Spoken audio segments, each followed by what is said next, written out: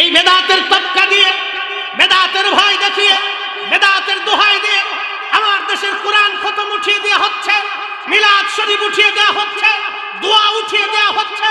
মিলাদুন নবীর মাহফিলকে বন্ধ করে দেওয়ার জন্য আমার দেশের এক প্রকার ইহুদি দালালেরা উঠে পড়ে লেখেছে, আমরা সুন্নিরা যতদিন পর্যন্ত জিন্দা থাকব আল্লাহর জমিনে আল্লাহর নবীর মিলাদুন নবীর মাহফিল চালু থাকবে। হাত উঁচা করে বলেন ঠিক না? জিন্সের প্যান্ট পরে, গেঞ্জি গাইবি আমার দেশের নারী সমাজ, মুসলমানের সন্তান, মুসলমানের মেয়ে, কালমা পড়নেওয়ালা মুসলমানের মেয়ে জিন্সের প্যান্ট পরে হাজার হাজার নারী বেহায়াপনা করে ওই কনসার্টে হাজার হাজার নারী অর্ধুলঙ্গ হয়ে নাচতেছে। এর অর্থ হচ্ছে আমার দেশের প্রত্যেকটা অঞ্চলে অঞ্চলে মাহফিল দরকার। আবার মিলাদুন নবী প্রত্যেকটা মসজিদে ঘরে ঘরে এলাকায় চালু হওয়া দরকার। প্রত্যেক ঘরে ঘরে রাসূলের কালিমের দুরূদ ও সালাম মিলাদ কিয়াম চালু হওয়া দরকার। প্রত্যেক ঘরে ঘরে মুসলমানের কোরআন খতম হওয়া দরকার। কথা বলেন ঠিক না? নারে তাকবীর, নারে রিসালাত, নারে গাউসিয়া, শাহিনশাহে মদিনা, আহলে সুন্নাত ওয়াল জামাত। এই বেদাতের তক্কা দিয়ে, বেদাতের ভয় দেখিয়ে, বেদাতের দোহাই দিয়ে আমার দেশের কোরআন খতম উঠিয়ে দেওয়া হচ্ছে, মিলাদ শরীফ উঠিয়ে দেওয়া হচ্ছে, দোয়া উঠিয়ে দেওয়া হচ্ছে। মিলাদুন নবীর মাহফিলকে বন্ধ করে দেওয়ার জন্য আমার দেশের এক প্রকার ইহুদি দালালেরা উঠে পড়ে লেখেছে, আমরা সুন্নিরা যতদিন পর্যন্ত জিন্দা থাকব আল্লাহর জমিনে আল্লাহর নবীর মিলাদুন নবীর মাহফিল চালু থাকবে। হাত উঁচা করে বলেন ঠিক না? এই সমস্ত অপসংস্কৃতি আমার দেশে আপনি কল্পনা করতে পারবেন না। ধনীর আদরের দুলালগুলি, মেয়েগুলি অর্ধলঙ্গ হয়ে জিন্সের প্যান্ট পরে যেভাবে নাচতেছে, আপনার লজ্জা হবে যে এরা কি করে মা হয়। আপনার লজ্জা করবে যে এরা কি করে ভবিষ্যতে মা হবে। এই নারীর গর্ভ থেকে কি বাচ্চা জন্ম হবে। আগামীর প্রজন্ম, আগামীর বাংলাদেশ, আগামীর ইসলাম, আগামীর যুব সমাজ, আগামীর নারী সমাজ আমরা অন্ধকারে নিমজ্জিত হতে দিতে পারি না। এজন্যই ঘরে ঘরে রাসূল করিমের দুরূদ ও সালাম, মিলাদ মাহফিল, কোরআন তেলাওয়াত, দোয়া দুরূদ আমাদের প্রয়োজন। ঠিক না বেটে? এগুলি আমাদের দেশে বেদাতের দোহাই দিয়ে বন্ধ করে দেওয়ার জন্য একদম উঠে পড়ে লেগেছে। এগুলি ইহুদিদের চক্রান্ত।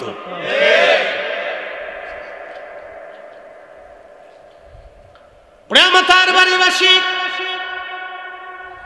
খুবই মনোযোগের সাথে কথাগুলি শুনে যাবেন। আল্লাহ রাব্বুল আলামিন আমাদেরকে বানাইলেন, কি থেকে বানাইলেন? বলবেন হুজুর কেন সর্বপ্রথমে আপনি এই কথা বললেন?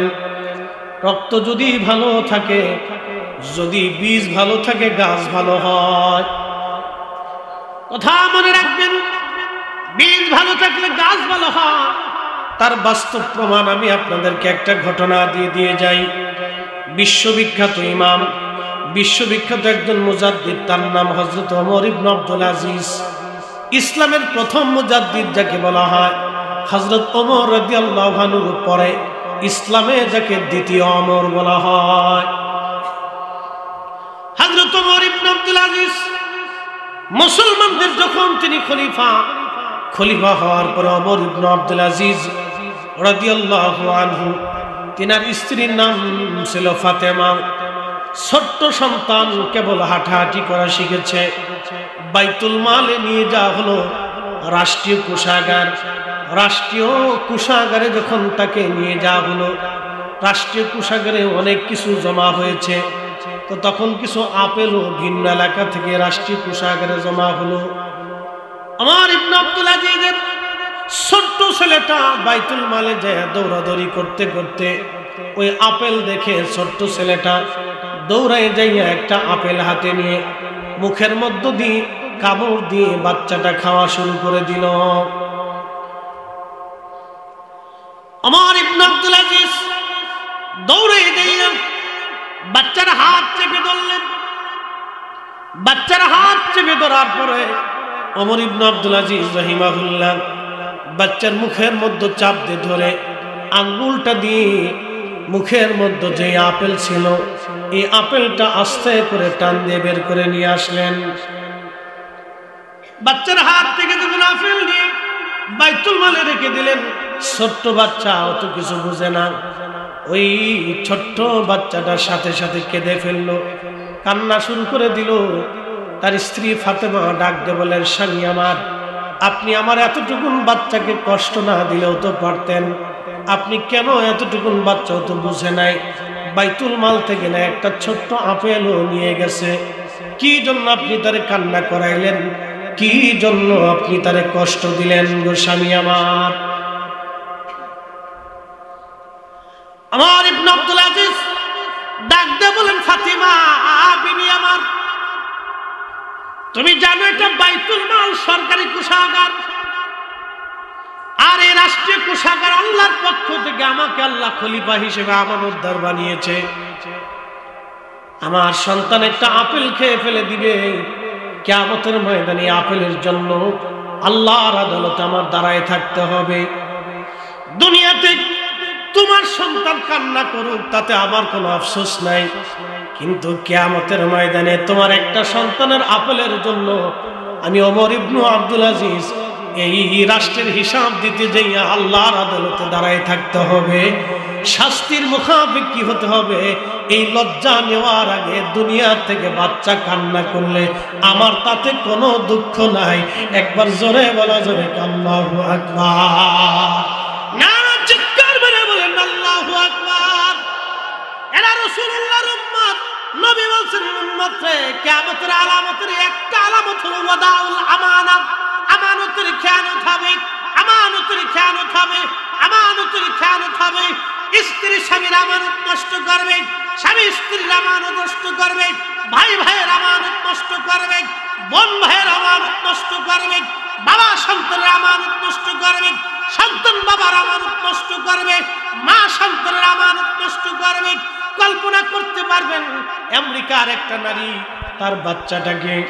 তার বাচ্চাটাকে আমেরিকার একটা নারী তার 6 মাসের বাচ্চাটাকে ঘরের মধ্যে বন্দি রেখে তার বয়ফ্রেন্ডের সঙ্গে 10 দিনের সফরে সমুদ্রে ঘুরতে গেল। ওই বাচ্চাটা 3 দিন পরে মারা গেল না খেয়ে খেয়ে। চিন্তা করতে পারেন, এর নাম পরকিয়া। বয়ফ্রেন্ডের সাথে ঘুরতে গেছে। আমার বাংলাদেশে এইরকম জিন্সের প্যান্ট পরা শার্ট গায়ে দেওয়া কলেজ ভার্সিটির মেয়ের এখন বয়ফ্রেন্ড আর গার্লফ্রেন্ড তালাশ করে বেড়ায়। আমি নাম দিছি বয়ফ্রেন্ড আর গার্লফ্রেন্ড না, আমি নাম দিছি কুত্তা ফেরে। আপনার লজ্জা করা উচিত একটা বাবা হিসাবে। ওই নারীর বাবার লজ্জা করা উচিত। ও বাপ হতে পারে না, একটা হিজলা। যার মেয়ে জিন্সের প্যান্ট পরে রাস্তা দিয়ে হাঁটে তো হিজলা। কয়েকদিন আগে দেখেছেন আদরের দনের দোলালিরা গুলশান বনানীতে মদ পান করে একটা আর একটা চুল টেনে ছিটতেছে। নারী জাতি যদি মদ পান করে সে নারী হতে পারে? ওই পেট থেকে কিসের জন্ম হবে? আগামী প্রজন্ম কোথায় চলে যাচ্ছে আপনি কল্পনাও করতে পারবেন না। এজন্যই আমার দেশে বেশি বেশি ঘরে ঘরে নবীর দুরূদ সালাম মিলাদ কিয়াম কোরআন খতম দরকার। কথা কোন ঠিক কিনা?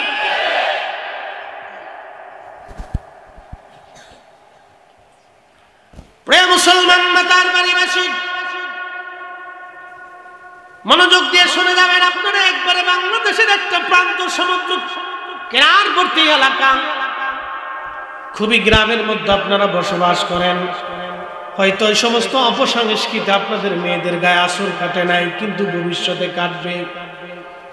আপনি যদি বাংলাদেশের প্রত্যেকটা পীরের দরবারে আসা যাওয়া বন্ধ করে দেন, সব পীরের দরবার বন্ধ করে দেন, সব মাহফিল বন্ধ করে দেন, সব ওয়াজ নসিহত বন্ধ করে দেন, মাত্র 5 বছর মিলাদ মাহফিল বন্ধ করে দেন, দোয়া বন্ধ করে দেন, মিলাদ কিয়াম বন্ধ করে দেন, কোরআন খতম বন্ধ করে দেন, এইগুলি যদি বন্ধ করে দেন, মাত্র 5 বছর সময় লাগবে।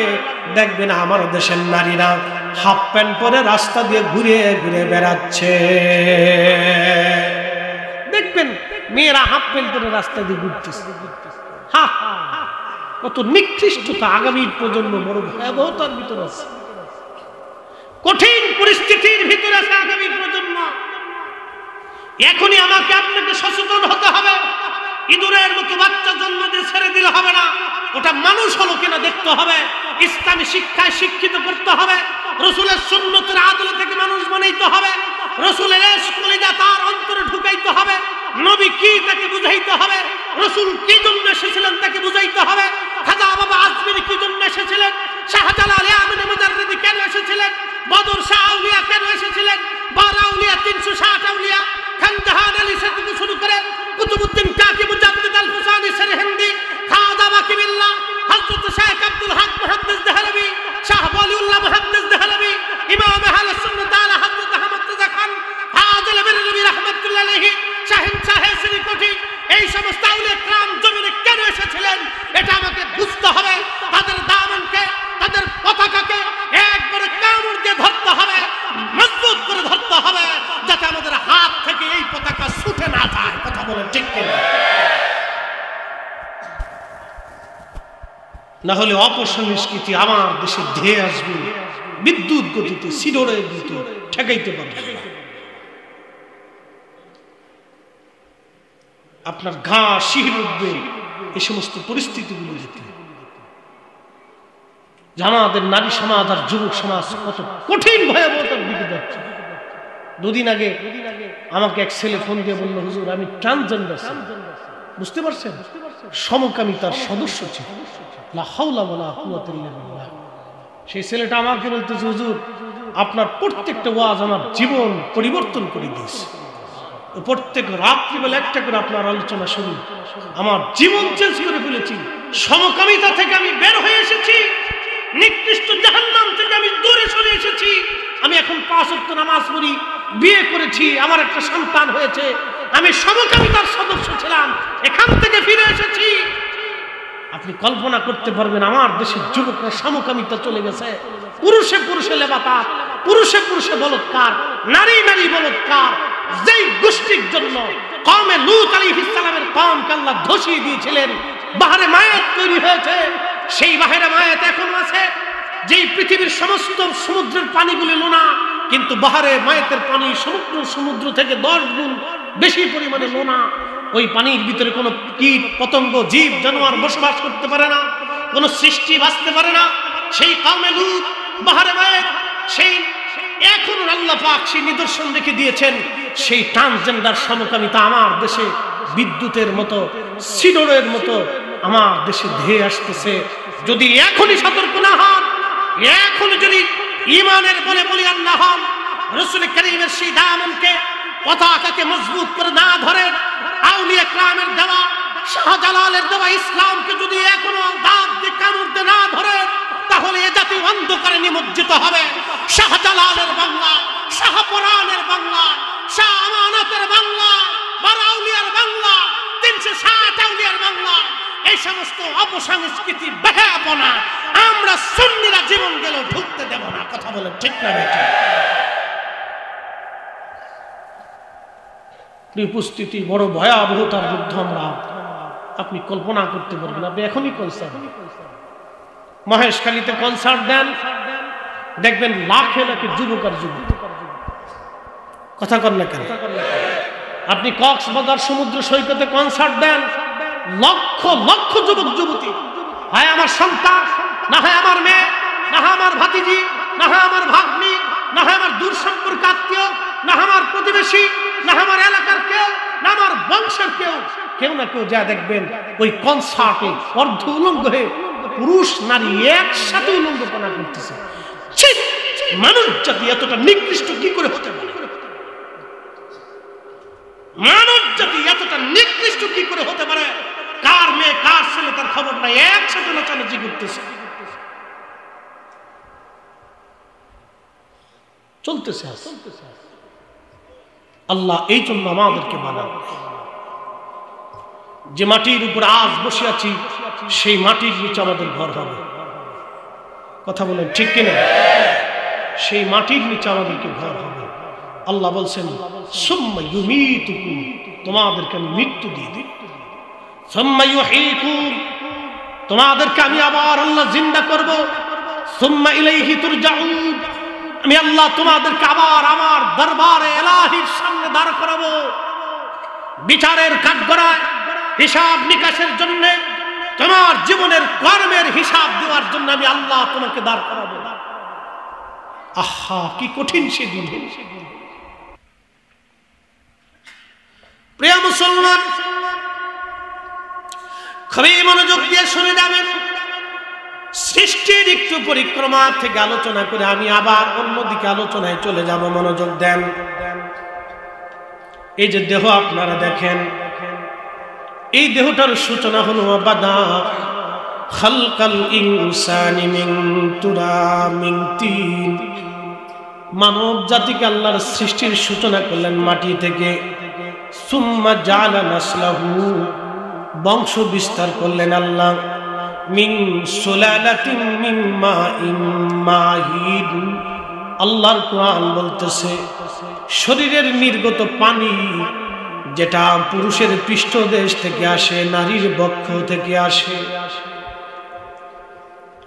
পবিত্র বন্ধন, বৈধ বন্ধন, বৈবাহিক বন্ধনের মাধ্যমে আল্লাহ ওই বাবা এবং মায়ের শরীর থেকে নির্গত পানি মায়ের রহমের ভিতরে একবারে নিরাপদ আধারে আমার আল্লাহ পাক সেই পানিটাকে জমা করেন। অথচ আমি কিছুই ছিলাম না, অস্তিত্বহীন আমি ছিলাম। ওই পানি, পানির সাথে মাটি, মাটির সাথে পানি, পানির সাথে হাওয়া, হাওয়ার সাথে আপনার আগুন, বাতাস, খাক বাদ, আগুন, পানি, মাটি, বাতাস, এই চারটা পদার্থ দিয়ে আল্লাহ মানুষ বানাইলেন। চিৎকার মেরে জোরে বলেন না সুবহানাল্লাহ। চার রঙের মশলা দিয়া যে কইরাছে তোর গঠন, চার রঙের মশলা দিয়া, আগুন, পানি, মাটি, বাতাস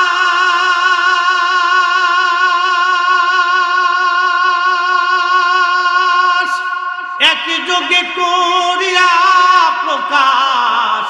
আগুন, পানি, মাটি, বাতাস একই যোগে করিয়া প্রকাশ।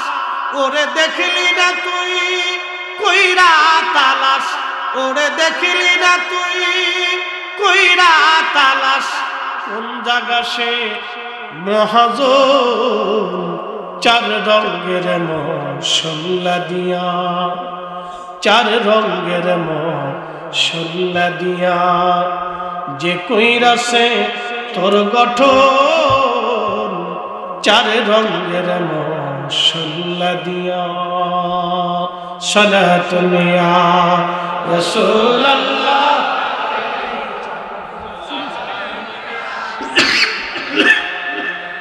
সালাতুন ইয়া রাসূলুল্লাহ,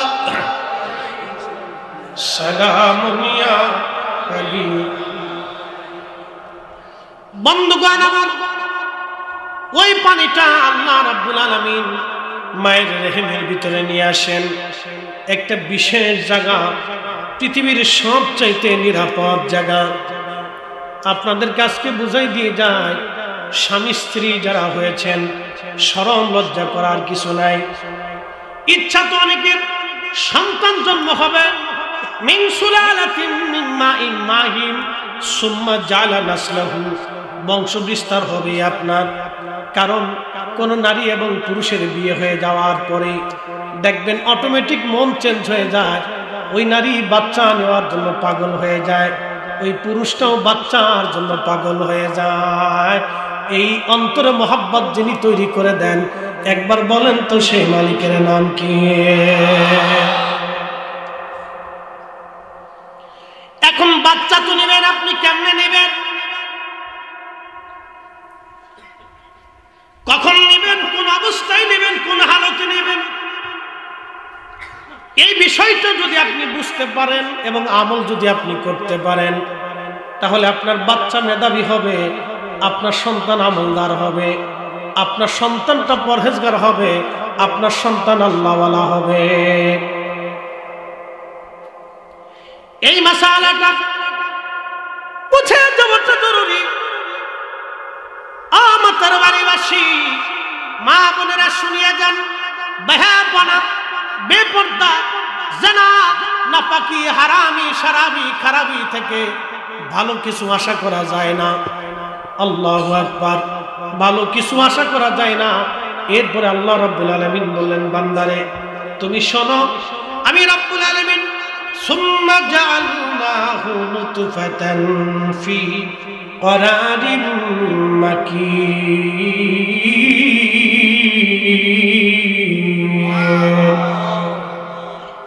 বুঝতে কি কোনো অসুবিধা? তাহলে একসাথে বলি তো আল্লাহু আকবার। বেশি রাত হয় না, সারা রাত যদি না হয় তাহলে হবে? সারা রাতের দরকার আছে। আসেননি আপনারা? মাতার বাড়ি একটা অভ্যাস আছে, তাবরক ছাড়াই চলে। অনেক জায়গায় তাবরক না দিলে বসেন।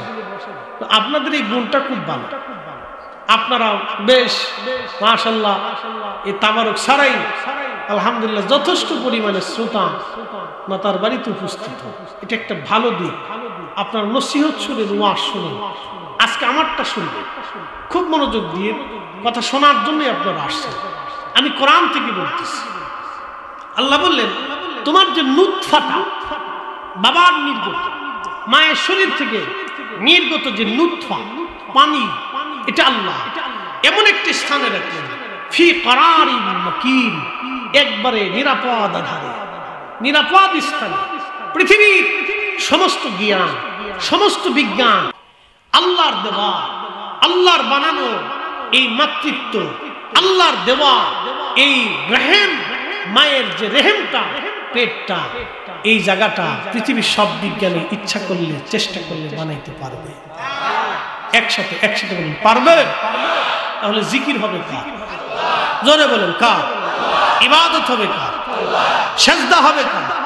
সব আইন মানবে কার? এই যে সমুদ্র পাশে কার আইনে চলে? না বাংলাদেশ আবহাওয়া অধিদপ্তর? এই সমুদ্রের মাছগুলি কার আইনে চলে? এই যে আমার সূর্য আকাশে উদিত হয় কার আইনে? হাজার বছরের সারা পৃথিবীর সমস্ত সেনাবাহিনী, সমস্ত ক্ষেপণাস্ত্র, সমস্ত অস্ত্র দিয়ে, মেধা দিয়ে চেষ্টা করলেও সূর্য 1 মিনিট বন্ধ করা যাবে। প্রচন্ড গরম পড়তেছে, চারপাশে সালাতুল ইস্তিসকার নামাজ মুসলমানরা পড়তেছে, বৃষ্টি হয় না। আল্লাহ যত সময় পর্যন্ত হুকুম না করবে তত সময় পর্যন্ত বাংলাদেশে বৃষ্টি হবে না। কথা বলেন ঠিক কি না? এত প্রচন্ড গরম, মালিক হুকুম না করা পর্যন্ত গরম যাবে না। এত গরম পড়তেছে, সমস্ত এসি বাংলাদেশে যদি ফিট করে দেন, আরো এসি যদি বিদেশ থেকে আনেন, 100 কোটি এসিও ফিট করে দিলে বাংলাদেশ আল্লাহর বাতাস দিয়ে যেমন ঠান্ডা হবে, এইভাবে ঠান্ডা বানাইতে পারবে। সমস্ত ক্ষমতার মালিককে আল্লাহ, যার জন্য পৃথিবী সাজাইলেন তিনি রাহমাতুল লিল আলামিন। আল্লাহর পরেই যার গোলামি করব তিনি নবী, যার জন্য জীবন দেব তিনি নবী, যার জন্য বেঁচে থাকবো তিনি নবী, যার জন্য সংসার করব তিনি নবী, যার জন্য জাহাজের ময়দানে ঝাঁপিয়ে পড়ব তিনি নবী। হাত উঁচা করে বলেন ঠিক না বেঠে?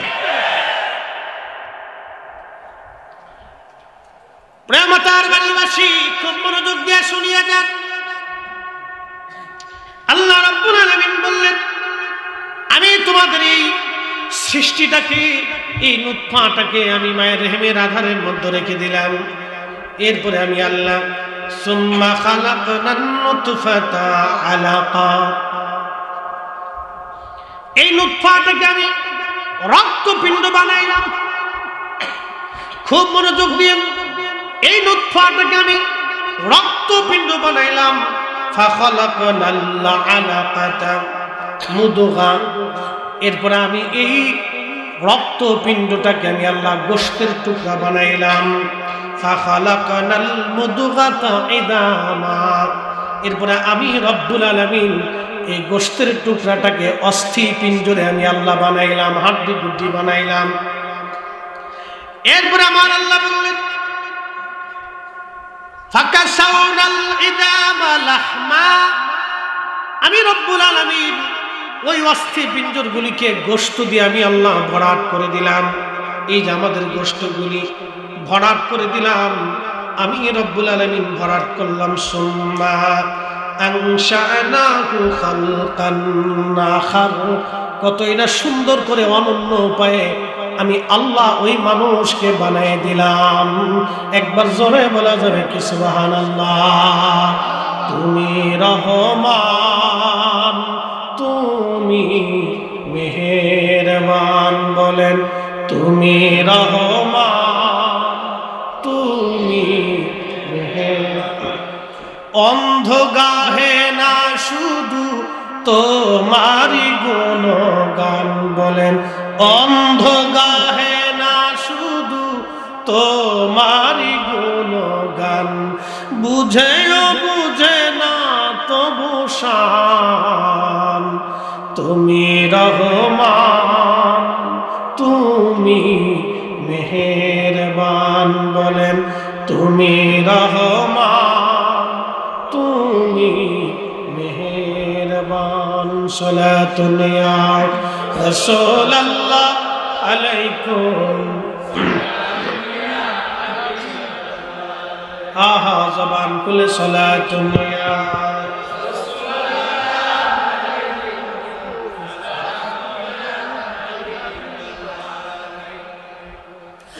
মাতার বাড়িবাসী, আমার নবীজি বলেন উম্মতরে অ্যাটেনশন, মায়ের রেহেমের ভিতরে যখন ওই প্রথম পানিটুকু আল্লাহ দিয়ে দেন, 40 দিন পর্যন্ত আল্লাহ ওই পানিটাকে মায়ের রেহেমের ভিতরে রিফাইন করতে থাকেন। 40 দিন পরে ওই পানিটুকু আল্লাহ রাব্বুল আলামিন রক্তপিণ্ড বানায় দেন। ওই রক্তপিণ্ড আরো 40 দিন পর্যন্ত আমার আল্লাহ মায়ের রেহেমের মধ্যে আমার রব্বুল আলামিন ওই রক্তপিণ্ডটাকে আমার আল্লাহ রিফাইন করতে থাকেন। এরপরে আল্লাহ বললেন 40 দিন পরে ওই রক্তখণ্ডটাকে আমার আল্লাহ গোশত অস্থিপুঞ্জ বানায় দেন। এই যে আমাদের বডি দেখেন, বাকি 40 দিন পরে ওটাকে রিফাইন করতে করতে এটা অস্থিপিণ্ডে হয়ে যায়। 3 মাস 4 মাস পরে যখন 120 দিন পার হয়ে যায়, তখন আমার আল্লাহ রাব্বুল আলামিন রুহের জগৎ থেকে আমাদের যে রুহুর ইঞ্জিনটা, এই ইঞ্জিনটা আমার আল্লাহ জিবরাইলের মাধ্যমে মায়ের পেটের ভিতরে আমার আল্লাহ ফুঁকায় দেয়। চিৎকার মেরে জোরে বলেন আল্লাহু আকবার। খাসার ভিতর চিন পাখি কেমনে আসে যায়, আজ পর্যন্ত ভিতরে কে তার দেখা গেল না, চিনা গেল না। রুহু কি আজ পর্যন্ত আপনি দেখেন নাই, চিনেন নাই। আল্লাহ বলেন ওয়ায়াসআলুনাকা আনির রূহি কুলির রূহু মিন আমরি রাব্বি। আমার আল্লাহ ডাক দিলেন, বান্দা হাবিব বন্ধু আমার, আপনি আমার বান্দারা মুশরিকরা কাফেররা আপনাকে জিজ্ঞেস করে রূহ কি জিনিস, আপনি বলে দেন কুলির রূহু মিন আমরি রাব্বি, এই রূহটা আমি আল্লাহর হুকুম, এই রূহ আমি আল্লাহর হুকুম। শুনিয়া যান মাতার বাড়িবাসী, এই রূহটা যখন আল্লাহ 4 মাস সময়ে 120 দিন বয়সে মায়ের রেহেমের ভিতরে আল্লাহ দিয়ে দিলেন, যখন আসলো কেউ জানলো না। এই রূহটা নিয়ে আপনি দুনিয়াতে আসলেন, কিন্তু যখন রূহটা দেওয়া হয় আল্লাহ বলেন জিবরাইল রে, 4টা জিনিস আমার বান্দার জন্য তুমি নির্ধারিত করে দাও আমি আল্লাহর পক্ষ থেকে। 1 নম্বর হায়াত, আমারে বান্দা কতদিন পর্যন্ত দুনিয়াতে বেঁচে থাকবে। সালাতুন ইয়া রাসূলুল্লাহ আলাইকুম।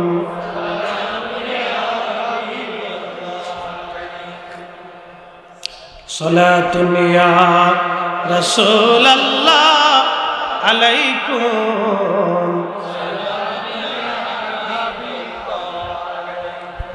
খবর লাও ইয়া রাসূলুল্লাহ, খবর লাও মেরে মৌলা মেরে আকা, খবর লাও। সালাতুন ইয়া রাসূলুল্লাহ আলাইকুম।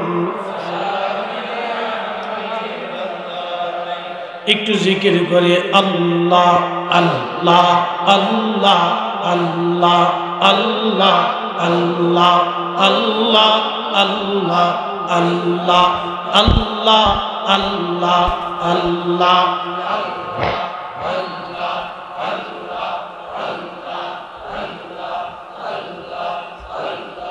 আল্লাহ তোমার লীলা খেলা কেউ বোঝে কেউ বুঝে না আল্লাহ আল্লাহ আল্লাহ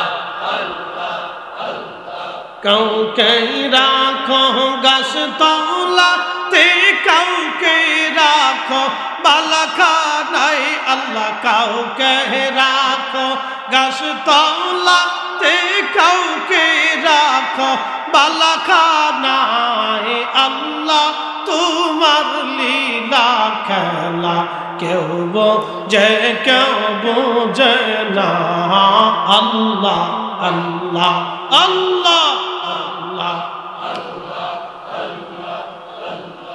ইব্রাহিম তোমার নবী ছিল নমরুদের আগুনে ফেললো ইব্রাহিম তোমার নবী ছিল নমরুদের আগুনে ফেললো আগুন হইল ফুলবাগি পশম কেনে পুরলো না আল্লাহ আগুন হইল ফুলবাগি পশম কেনে পুরলো না আল্লাহ তোমার লীলা খেলা কেউ বোঝে কেউ বুঝে না আল্লাহ আল্লাহ আল্লাহ আল্লাহ আল্লাহ আল্লাহ আল্লাহ আল্লাহ আল্লাহ আল্লাহ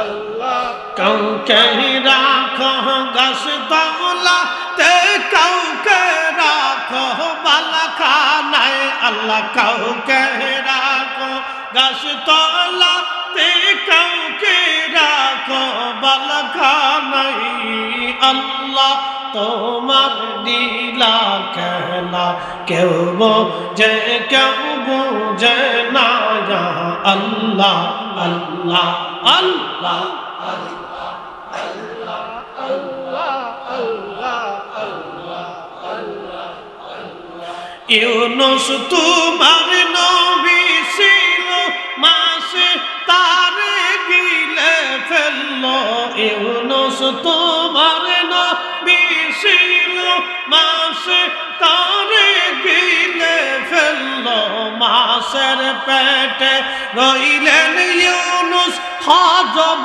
কেন হইল না আল্লাহ মাসের পেটে রইলেন ইউনুস হজম কেন হইল না আল্লাহ তোমার লীলা খেলা কেউ বোঝে কেউ বোঝে না আল্লাহ আল্লাহ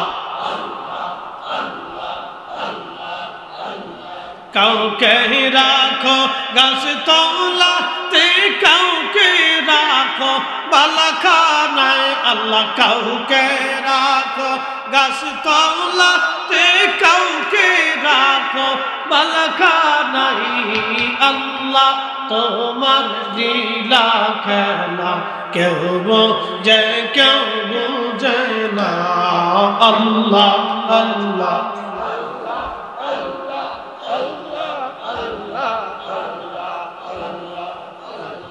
मूसा तुम्हारे नबी ছিল তুর পাহাড়ে সওয়াল করলো मूसा তোমারে নবী ছিল তুর পাহাড়ে সওয়াল করলো পাহাড় পুইরা সুরমা হইল मूसा কেনে পুরলো না আল্লাহ পাহাড় পুইরা সুরমা হইল मूसा কেনে করলো না আল্লাহ তোমার লীলা খেলা কেউ বোঝে কেউ বুঝে না আল্লাহ আল্লাহ আল্লাহ আল্লাহ আল্লাহ আল্লাহ কাউকে রাখো গাছতলাতে, কাউকে রাখো বালাখানায় আল্লাহ, কাউকে রাখো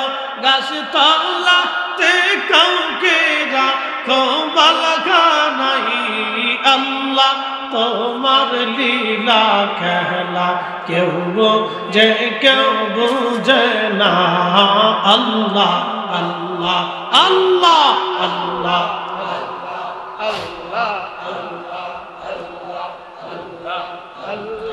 লা ইলাহা ইল্লাল্লাহু মুহাম্মাদুর রাসূলুল্লাহ সাল্লাল্লাহু আলাইহি ওয়াসাল্লাম।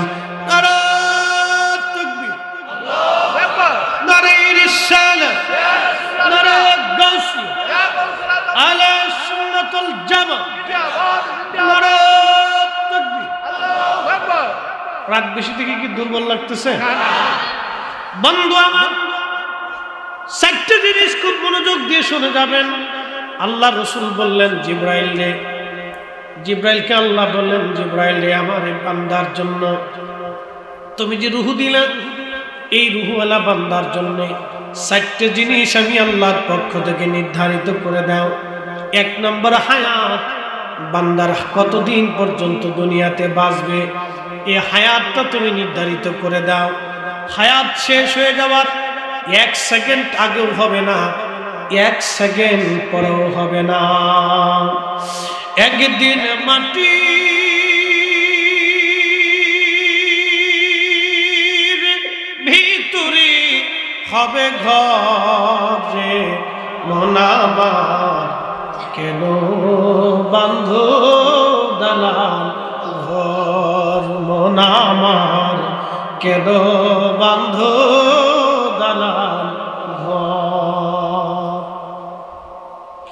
ওয়ালাই ইউআখির আল্লাহু নাফসান ইযা জাআ আজালুহা। আল্লাহ বলেন, বান্দারে 1 সেকেন্ড সময় আগেও হবে না, পরেও হবে না। হায়াত যখন শেষ হবে, আগেও না পরেও না, তোমার জিন্দেগির হায়াত শেষ, মালাকুল মউত তোমার সঙ্গে সাক্ষাৎ করবে, আগেও হবে না পরেও হবে না। হযরত সুলাইমান আলাইহিস সালাতু ওয়াস সালামের বিরাট বড় রাজ দরবার ছিল, বর্তমান যেটা ফিলিস্তিনের বাইতুল আকসা। এই বাইতুল আকসা মসজিদ সর্বপ্রথম যিনি নির্মাণ করেছিলেন তিনি হযরত ইয়াকুব আলাইহিস সালাম, হযরত ইব্রাহিম আলাইহিস সালামের নাতি। ইয়াকুব আলাইহিস সালাম সর্বপ্রথম বাইতুল আকসা নির্মাণ করেছিলেন। এরপরে দ্বিতীয়বার যেটা সংস্কার এবং সুন্দর বিল্ডিং দিয়া, আলিশান পাথর দিয়ে, দামি দামি পাথর, আল্লাহু আকবার। এবার ওই যে আল্লামা ইসমাইল হাকি তাফসীর রুহুল বায়ানের মধ্যে লেখেন, হযরতে সুলাইমান নবী যে মসজিদ বানাইছিলেন পৃথিবীর দামি দামি মুক্তা এবং পাথর দিয়ে, এই পাথরের আলো এতই আলো ছিল, রাতের আধারে 16 মাইল দূর থেকে ফিলিস্তিনের নারীরা পাথরের আলো থেকে সুই দিয়ে তারা কাঁথা কাপড় সেলাই করতে পারত। একবার জোরে বলা যাবে কি আল্লাহু আকবার। আজ পর্যন্ত বিজ্ঞানে যেটা সম্ভব হয় নাই সেটা সুলাইমান নবী দেখাই দিয়ে গেল। তেলের গাড়ি তেলে চলে,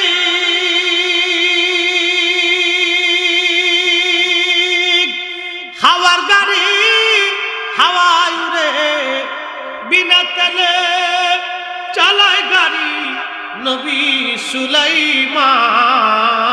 আমরা সেই মুসলমান, আমরা সেই মুসলমান। কথা বলেন ঠিক কিনা? হযরত সুলাইমান আলাইহিস সালাতু ওয়াস সালাম রাজপ্রাসাদের মধ্যে বসে আছেন তিনি। তখন এক যুবক বসে আছে রাজ দরবারে। আজরাইল মালাকুল মউত সুলাইমান আলাইহিস সালামের দরবারে মাঝে মধ্যে আসা যাওয়া করত। আল্লামা ইমাম আহমদ ইবনে হাম্বল কিতাবুজ জুহুদের মধ্যে তিনি লিখতেছেন ওই যুবক বসে রয়েছে। এমন সময় হযরত সুলাইমান আলাইহিস সালাতু ওয়াস সালাম দেখে আজরাইল ওই যুবকের দিকে তীক্ষ্ণ নজরে তাকায় রইছে। আজরাইল একেবারে তীক্ষ্ণ নজর, দীর্ঘ সময় তীক্ষ্ণ নজরে তাকানোর পরে আজরাইল চলে গেলেন। চলে যাওয়ার পরে ছেলেটা বলতেছে, হুজুর আপনি দয়া করে এই মুহূর্তেই আমাকে আপনি নিয়ে যান, সুদূর ভারতে হিন্দুস্তানে আপনি আমারে নিয়ে যান। এই মুহূর্তে আপনি আমার হিন্দুস্তানে নিয়ে যান, আমার হিন্দুস্তানে নামায় দিয়ে আসেন। চিন্তা করেন, বর্তমান যেটা ক্ষেপণাস্ত্র, ইরান একটা ক্ষেপণাস্ত্র বানাইছে, যে ক্ষেপণাস্ত্রটা ঘন্টায় 2000 কিলোমিটার বেগে চলে যায়। ইসরায়েল এই জন্য ডরাইতেছে। দেখেন 4-5টা মারার পরে ইসরায়েল আর মারতে সাহস পায় নাই, ইসরায়েলও ডরাই ফেলছে, আর আমেরিকাও একটু ভয় ভয় পাইছে। আর সৌদির রাজা বাচ্চা, মধ্যপ্রাচ্যের জর্দানের রাজা, আর আরব আমিরাতের রাজা, তারা ইসরায়েলের পক্ষ নিয়েছে তলে তলে। এই সবকটাই মুসলমানের জাতীয় বেঈমান। ওদের দেশের মৌলবীরা আপনার দেশে আইসা তারাবির নামাজ 8 রাকাত পড়ানোর জন্য উঠে পড়ে লাগছে। ওদের দেশের তেল বিক্রি করে আমার দেশের শায়েখরা এই নামাজের ভিতরে বুকের উপরে হাত মুঠে নামাজ পড়ে আমার মসজিদে ভেজাল বাঁধাইছে। ওদের দেশের মৌলবীরা এই দেশে আসিয়া আমার দোয়া বন্ধ করে দিচ্ছে, মিলাদুন নবীর শিরিক বলতেছে, আমার এই কোরআন খতম বন্ধ করে দিয়েছে, ইসালে সওয়াব বন্ধ করে দিতে চাচ্ছে, আল্লাহর ওলিদের দরবারে যাওয়াকে শিরিকের ফতোয়া দিচ্ছে। শাহজালালের জমিন, শাহপরানের জমিন, শাহ মাকদুমের জমিন, বড় আউলিয়ার জমিন, 360 আউলিয়ার জমিনে এই নজদিবাদের ঠাই হবে না, ঠাই হবে না। হাত উঁচা করে বলেন ঠিক না বেঠিক?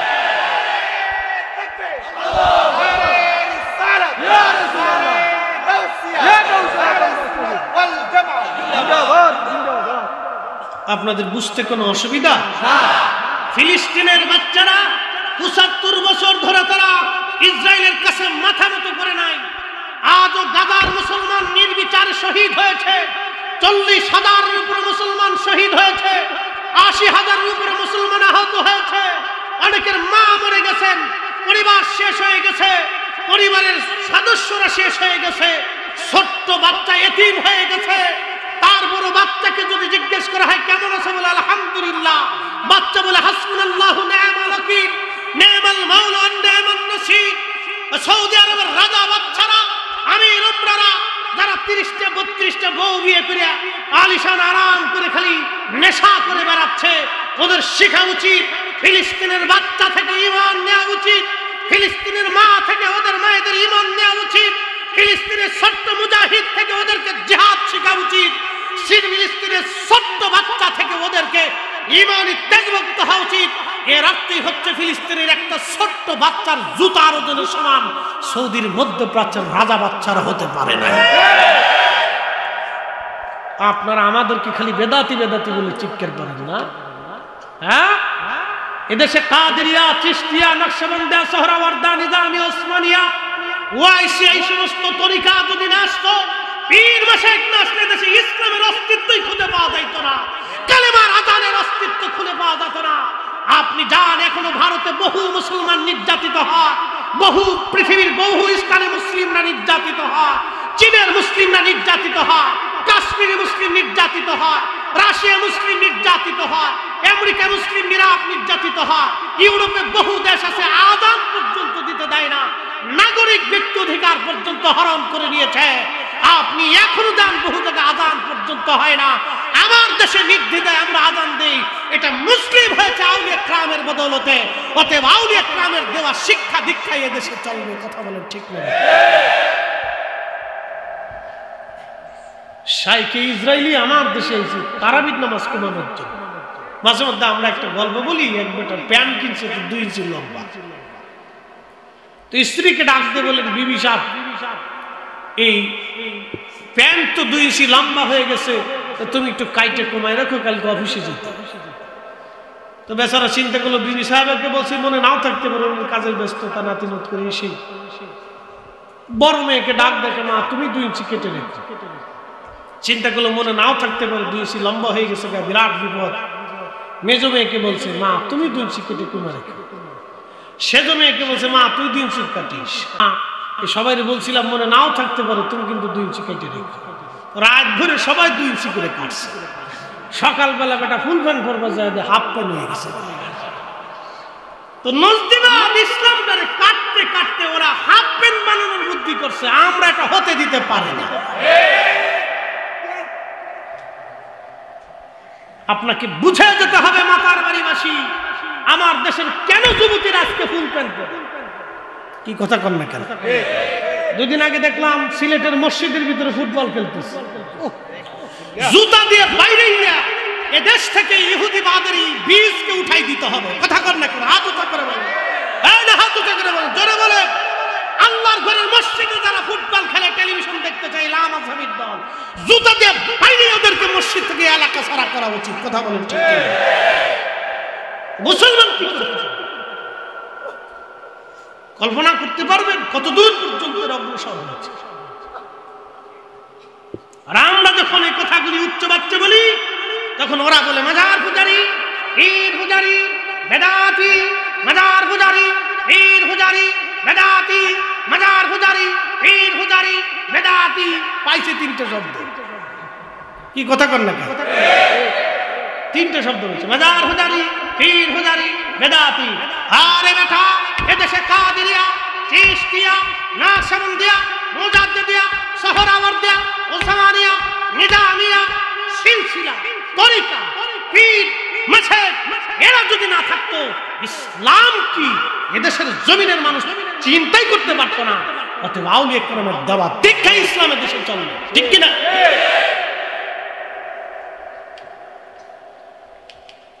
আফসোস আজকে উম্মতের জন্য কঠিন পরিস্থিতির সম্মুখীন আমরা। আমাদেরকে একবার উহুদ পাহাড়ের মতো শক্ত থাকতে হবে। কষ্ট হচ্ছে আপনাদের? কিছু সময় বসা যাবে তো ইনশাআল্লাহ? একসাথে বলি তো আল্লাহু আকবার। সুন্নি মুসলমান জাগো, সুন্নি মুসলমান বলেন, সুন্নি মুসলমান জাগো, সুন্নি মুসলমান। ময়দানেতে প্রমাণ হবে, ময়দানেতে প্রমাণ হবে আসেনি ঈমান। সুন্নি মুসলমান জাগো, সুন্নি মুসলমান, সুন্নি মুসলমান জাগো, সুন্নি মুসলমান। আমরা হলাম নবীর সেনা, ভয় করি না বুলেট বোমা, ঠিক কিনা? হাত উঁচু করে বলেন ঠিক কিনা? 2 হাত উঁচু করে বলেন ঠিক কিনা? আমরা হলাম নবীর সেনা, ভয় করি না বুলেট বোমা। ইতিহাসে লেখা আছে কারবালার প্রমাণ। সুন্নি মুসলমান বলো, সুন্নি মুসলমান জাগো, সুন্নি মুসলমান জাগো, সুন্নি মুসলমান। সালাতুন ইয়া রাসূলুল্লাহ আলাইকুম, সালামুন ইয়া হাবিবাল্লাহ আলাইকুম, সালাতুন ইয়া রাসূলুল্লাহ আলাইকুম, সালামুন ইয়া হাবিবাল্লাহ আলাইকুম। খুবই মনোযোগ দিয়ে শুনিয়া যান বাবাজি। প্রথম নম্বরে আল্লাহ হায়াত, 1 সেকেন্ড আগেও না, 1 সেকেন্ড পরেও না। হযরতি ওই সুলাইমান আলাইহিস সালামের কাছে যুবক ডাক দিয়ে বলতেছে, হুজুর এই সময় দ্রুত গতিতে আমাকে হিন্দুস্তানে আপনি নিয়ে যান, হিন্দের জমিনে নিয়ে যান।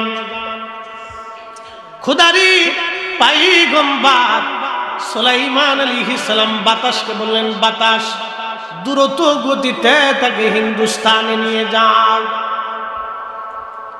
তাহলে চিন্তা করেন, ইরান ক্ষেপণাস্ত্র বানাইলো ঘন্টায় 2000 কিলোমিটার বেগে। তার অর্থ হলো ইরান যদি বাংলাদেশ থেকে একটা ক্ষেপণাস্ত্র মারে, সৌদি আরব 6000 কিলোমিটার। এই ক্ষেপণাস্ত্রটা সৌদি আরব পৌঁছাইতে বেশি সময়ের দরকার হবে না। বেশি সময়ের প্রয়োজন হবে না। আর একটা ক্ষেপণাস্ত্র ইরান বানাইলো, সেই ক্ষেপণাস্ত্র এই শব্দের 5 গুণ গতিতে বেশি চলে। এটার নাম হাইপারসনিক ক্ষেপণাস্ত্র। শব্দের থেকে 5 গুণ বেশি গতিতে এই ক্ষেপণাস্ত্রটা চলে। এই জন্য ইসরায়েল ভয় পাচ্ছে যে ইরান থেকে বসে বসে মারবে আর আমার ঘরের মধ্যে আইসা পড়বে, আমার কিছুই করার থাকবে না। এই জন্য ওরা যুদ্ধ বাধায় নাই, ভয়ে চুপসে গেছে। মুসলমান যদি একত্রিত হতো তাহলে আজকে এই মুসলমানের করুণ পরিণত হতো না। আমরা কেন নজদিবাদের বিরুদ্ধে কথা বলি জানেননি? সৌদি আরব, ইয়ামান, Oman, Qatar, Dubai, Lebanon, Libya, Jordan, Syria, ফিলিস্তিন, এই মিশর, ইরান, ইরাক, এই পুরা অঞ্চলটা ছিল একটা মুসলিম দেশ।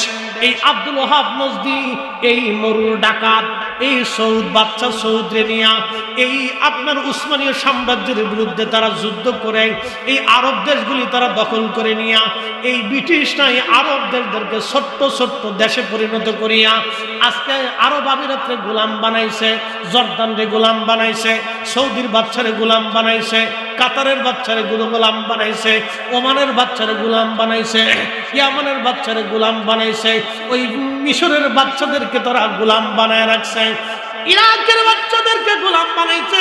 সমস্ত পৃথিবীর মুসলমান আরবরা যদি এক জাতিতে থাকতো তাহলে আজকে তামাম পৃথিবী আরবদের পায়ে সালাম করত। কথা বল না কেন, ঠিক কি না? ওরা কি করছে? আব্দুল ওহাব নজদি আরে বাচ্চা সৌদে ডাকাতি দিয়ে পুরো আরবদের খণ্ড বিখণ্ড করছে। এই জন্য আমরা নজদিবাদের বিরুদ্ধে কথা বলি। ওরা মুসলমানদের এমন এক ক্ষতি করছে যেটা অপূরণীয়, অকল্পনীয় ক্ষতি, যেই ক্ষতির কারণে আজকে ফিলিস্তিনের মুসলমান ৭৫ বছর ধরে মার খাচ্ছে, অথচ আরব কিচ্ছু করতে পারছে না।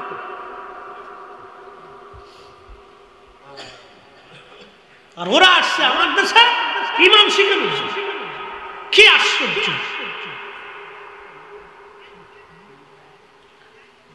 হযরত সুলাইমান নবী বাতাসকে হুকুম করলেন, বাতাস এই মুহূর্তে তাকে হিন্দুস্তানে নিয়ে যাও। বাতাস হিন্দুস্তানে নিয়ে গেল। কিছুক্ষণ পরে আজরাইল আলাইহিস সালাম সুলাইমান আলাইহিস সালামের রাজ দরবারে গেলেন। যাওয়ার পরে হযরতে সুলাইমান আলাইহিস সালাম জিজ্ঞেস করলেন, আজরাইল বিষয়টা তো বুঝলাম না, আপনি ওই যুবকের দিকে তীক্ষ্ণ নজরে কি জন্য তাকাইছিলেন? হযরত আজরাইল আলাইহিস সালাম বলেন, হুজুর আমি এই যুবকটার দিকে আশ্চর্য হয়ে তাকাইলাম এই জন্য, কিছু সময় পরে এই যুবকটা হিন্দুস্তানে তার মৃত্যু লেখা, সে হিন্দুস্তানে আমি তার জান কবজ করব, কিন্তু তখনও ফিলিস্তিনে হাজার হাজার মাইল দূরে আপনার রাজপ্রাসাদী যুবক বসে রয়েছে। আমার কাছে বড় আশ্চর্য লাগতে লাগলো, কি করে আমি যুবকের হিন্দুস্তানে জান কবজ করব, অথচ এখনো আপনার রাজ দরবারে বসে রয়েছে। আল্লাহর কুদরতের দিকে তাকাইয়া আমি আজরাইল চিন্তায় আশ্চর্য হয়ে যুবকের দিকে তীক্ষ্ণ নজরে তাকাইছিলাম। আল্লাহ নবী বললেন, রূহটা যখন মায়ের পেটের ভিতরে আমাদের বডির ভিতরে আল্লাহ ঢুকায় দেন, তখন প্রথম নাম্বার হায়াত আল্লাহ বলে দে, জিব্রাইল আমি আল্লাহর পক্ষ থেকে নির্ধারিত করে দাও কোথায় সে মারা যাবে। ওমা তাদরি নাফসুম বিআইয়ি আরদিন তামুত, কোন জায়গা, কোন স্থানে, কোন অবস্থায়, কোন সময় সে মারা যাবে তুমি জিব্রাইল এটা লিখিয়ে দাও। আজরাইল ডেকে বলল, হুজুর আপনি বাতাসে হুকুম দিলেন তাকে সৌদি আরব থেকে ফিলিস্তিন থেকে হিন্দুস্তানে পাঠাইতে, সেই হিন্দুস্তানে বাতাস যখন তারা নামাইল, আমি ওইখানে তার জান কবজ করে আল্লাহর দরবারে জান পৌঁছাই দিই, আমি আপনার দরবারে আবার চলে আসছি। চিৎকার মেরে জোরে বলেন আল্লাহু আকবার। জিন্দেগি তোর যাইরে ফাঁকি দিয়া রে, সোনার আদম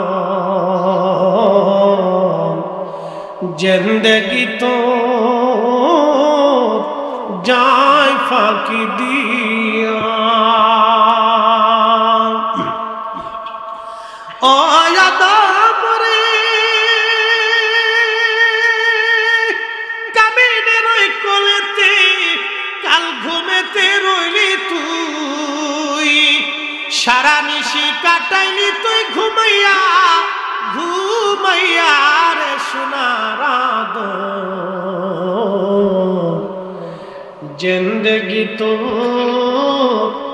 যায় ফাঁকি দিয়া আল্লাহুম্মা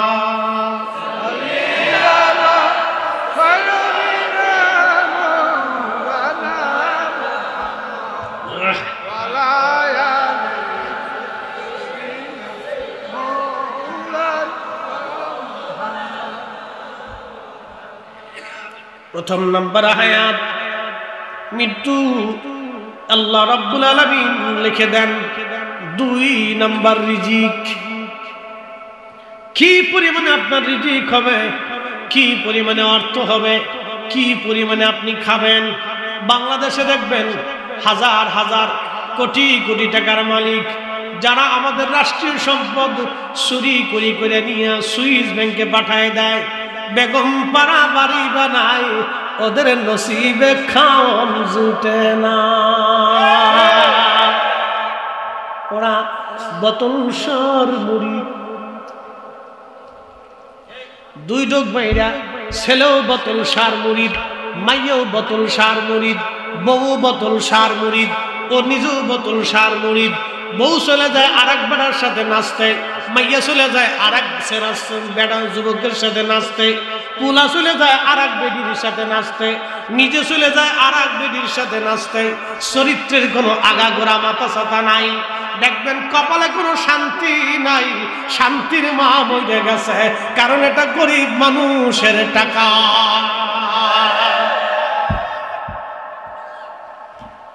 শান্তির মাসে বোতল খাই আছে, বাপে ফুল আর একটা বিয়াই ভালো আছে। স্বামী আইয়ে বউরে মা কেমন আছো, সব বোতল সব কয়দিন আগে গুলশানে দেখি বেডিরা চুলসিরা চুরি করতেছে, বোতল খেয়েছে, লাল পানি খেয়ে আর হুশ খায়। নারী জাতি যুবতী লাল পানি খাচ্ছে। এরকম সন্তান বেঁচে থাকার চাইতে, এইরকম সন্তান পালার চাইতে 2-4টা কুত্তা পালা ভালো। শিল, কুত্তা, গরু, ছাগল, হাঁস, মুরগি, ভেড়া, বকরি এগুলো খাওয়াই যাবেন, পেলে যাবেন, জাতির উপকার হবে। 2-4টা কুত্তা পাললে অন্তত এলাকা পাহারা দিতে পারে। কিছু না হলো দেশের মানুষের মুরগি তো হাঁস শিয়াল থেকে বাঁচতে পারে। কি কথা খারাপ কিছু ভাই? আহা, বড় আফসোস এই উম্মত। প্রত্যেক অপরাধের শাস্তি দুনিয়ার থেকে পাইতো যদি তওবা না করে। কথা কন না কেন, ঠিক কিনা? কষ্ট হচ্ছে আপনাদের? চলবে সারা রাত্র আসেন তো? কিরে নূর আসেননি নাতি গোলাপি আগে থাকি। মাশাআল্লাহ। প্রিয় মুসলমান, খুবই মনোযোগ দিয়ে শুনে যান। 2 নাম্বার হলো রিজিক। আল্লাহর কোরআন বলল তারজুকু মান তাশাউ বিগাইরি হিসাব।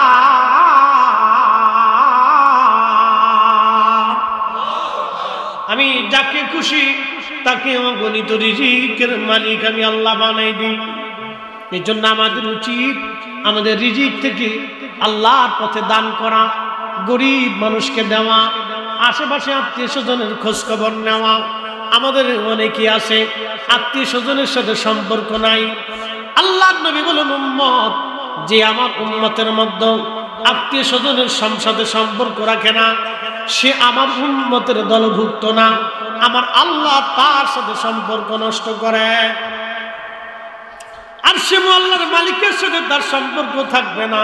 এই জন্য আত্মীয়তার সাথে সম্পর্ক রাখতে হবে, আত্মীয় স্বজনের সঙ্গে সুন্দর আচরণ করতে হবে, খোঁজ খবর নিতে হবে। এক মহিলা আমার নবীজি জানাজা নিয়ে যাচ্ছে। রাসূল বললেন এই মহিলা জাহান্নামী। সাহাবীরা বলেন ইয়া রাসূলুল্লাহ, সে তো নামাজ কালাম পড়তো, আমরা দেখেছি তার নামাজি ছিল। নবী বলেন নামাজি হলে হবে কি, এই মহিলা ছিল ঝগড়াইটিয়া, প্রতিবেশীর সাথে খালি ভেজাল বাঁধাইতো, অশান্তি বিশৃঙ্খলা করতো।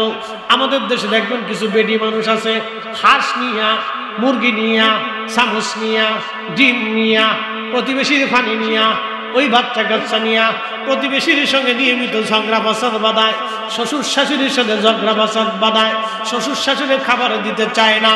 এই মহিলারা নামাজও যদি পড়ে, আল্লাহ নবী বললেন তার জন্য জান্নাত নসিব হবে না। এই নারী জাহান্নামী, জাহান্নামী। কারণ এই নারী ঝগড়াটা এইরকম বেডি আমার দেশে মনে হয়, আপনাদের দেশে নাই। আমার ফরিদপুরে বিরাট, হ্যাঁ। আবার কিছু দেখবেন বেডি পান খায়, শুধু গ্রাম বেড়ে ঘুরে বেড়ায়, এই পারা যায়, ওই পারা যায়, এই পারা যায়, এই পারা যায়, এই বাজ যায়, সেই বাজ যায়। আব্দুল করিম নতুন বিয়ে করে আনছে, ওই মেয়েটা তো নতুন আসছে, 1 মাস 2 মাস 6 মাস তো তার মেসিং হইতে সময় লাগে। আপনি বিয়ে করে আইনি তার কাজে দিতে পারেন না, আপনি মেয়েটাকে বিয়ে করে আইনি তার দুনিয়ার কাজ দিয়ে দিতে পারেন না। আপনার ফ্যামিলিতে সেই মেয়েটা মেসিং হতে হবে, আপনার ফ্যামিলির সাথে অ্যাডজাস্ট হতে হবে, তাকে অন্তত 6 মাস পর্যন্ত সময় দিতে হবে। তো এই বেটার বউ আব্দুল করিম বিয়ে করে আনছে, বেটার বউ অসুস্থ ঘরের মধ্যে শুয়ে রয়েছে।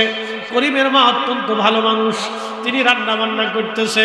ওই পান খাওয়া বেডি, আমাদের ফরিদপুরের ভাষায় কয় কুটনা বেডি। আপনার দেশে কি কয়? কুটনা বুড়ি। এই কুটনা বুড়ি সার্ফেস দিয়ে ঘুরে ঘুরে পান খাইতে খাইতে এই আব্দুল করিমের বাড়িতে ঢুকে করিমের মা কি করো? রান্না বান্না করতেছি। করিম না 1 মাস আগে বিয়ে করছে, বৌমা একটু অসুস্থ শুয়ে রয়েছে, আমি তাহলে বিশ্রামে রাখছি। আমি বলছি মা তুমি ঘুমাও, আমি রান্না বান্না করি। ওই কুটনা বেডি কয়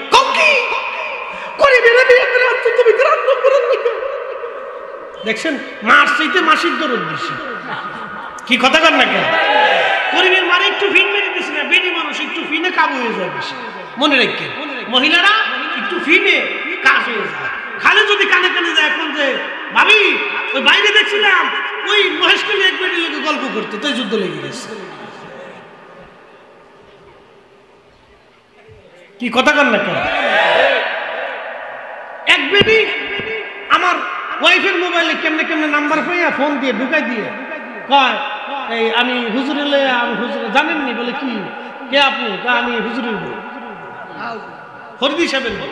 আমার ওয়াইফের ফোন দিয়ে কয় আমি ফরিদি সাহেবের বউ। বলে ও কোথার থেকে? হ্যাঁ সে বিয়ে করছে কালকে, আমরা একসাথে বলছি।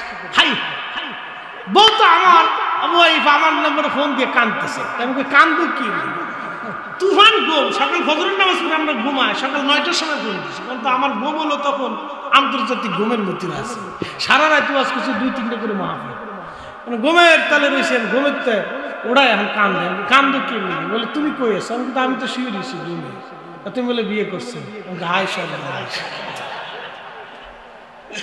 আরে সর্বনাশ, আমি ওয়াজ করার টাইম পাই না, বিয়ে করবো করছি না। সারা দেশ ঘুরে দৌড়াইয়া না ঘুমাইয়া গাড়ি বাইরে দিয়ে ঘুমানোর টাইম পাই না, তো বিয়ে করছো না?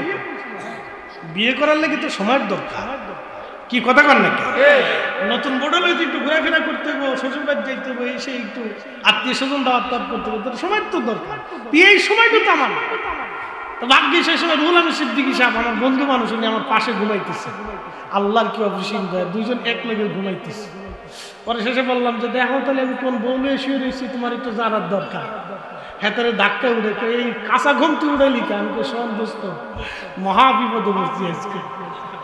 কোন শয়তানে কি বিপদে ফেলেছে আমার আজকে, তুই তাড়াতাড়ি বাঁচা। তুই 1 মিনিট ফোনে ধরে কথা কে কর, ভাবি তোমার দামানরে লইয়া আমি নিজে শুয়ে রয়েছি।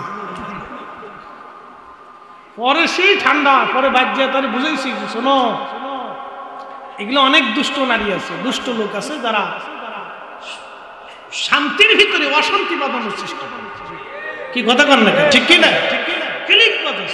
তো হঠাৎ মাথা গরম করবো না। নারী মানুষ, নারী জাতি সাধারণত হঠাৎই এই তারা হাই হতাশ হয়ে যায়। এর পিছনে কারণ আছে। কারণটা আমি আপনাদেরকে আজকে শোনাই যাই, বলবো। নারীরা হঠাৎ করে হাই হুতাশ হয়ে যায়, ওরে মার আমার গুলাডারে আল্লাহ দেখলো রে, হাসের বাড়িটারে দেখলো না। দেখছিলাম কান্দে কেন না, হ্যাঁ তার নিজেরটার কান্দা কান্দে, তো ফাঁসের বাড়িটার দিকে তোর নজর গেল কে? এই হলো নারী জাতি, বুঝতে পারছেন? বিরাট বড় বিপদ।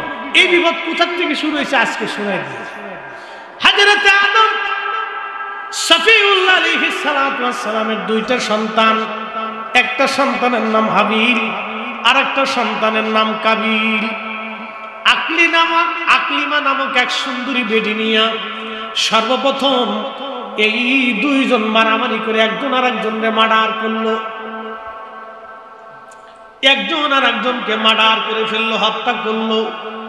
তখন এই সংবাদটা নিয়ে শয়তান দ্রুত গতিতে আম্মাজান হাওয়া আলাইহিস সালামের কাছে যা বললেন, শুনছেন হাওয়া, আপনার ছেলেরা আকলিমারে নিয়ে খুনাখুনি করে একজন আর একজনকে মেরে ফেলছে। তখন আদম সফিউল্লাহ এবং আম্মাজান হাওয়া একসাথে বসা ছিলেন। যখন এই সংবাদ দিলেন তখন হযরত হাওয়া হাই হুতাশ হয়ে কান্না শুরু করে, হায় হায় হায় হায় হায় হায়, আল্লাহ হইল কি, আমার এক পোলা আর এক পোলারে মেয়ে বললো, হায় হায়। আর আদম আলাইহিস সালাম তখন ছিলেন স্থির। তখন আদম ডাকতে বলেন, হাওয়া রে, তুমি এই যে শুনে হাই হুতাশ করলা, তোমার এই যত নারী জাতি দুনিয়াতে আসবে, তোমার সন্তান নারী জাতি সবাই এইরকম অল্পতেই হাই হুতাশ করবে। এই জন্য বেডি না শুধু কানে কানে যায়, যদি কান ভাবি শুনছেন, বড় বাইরে দেখছি মহেশ খালি এক বেডির লগে গল্প করতে, তলি দেখবেন যুদ্ধ শুরু হয়ে গেছে।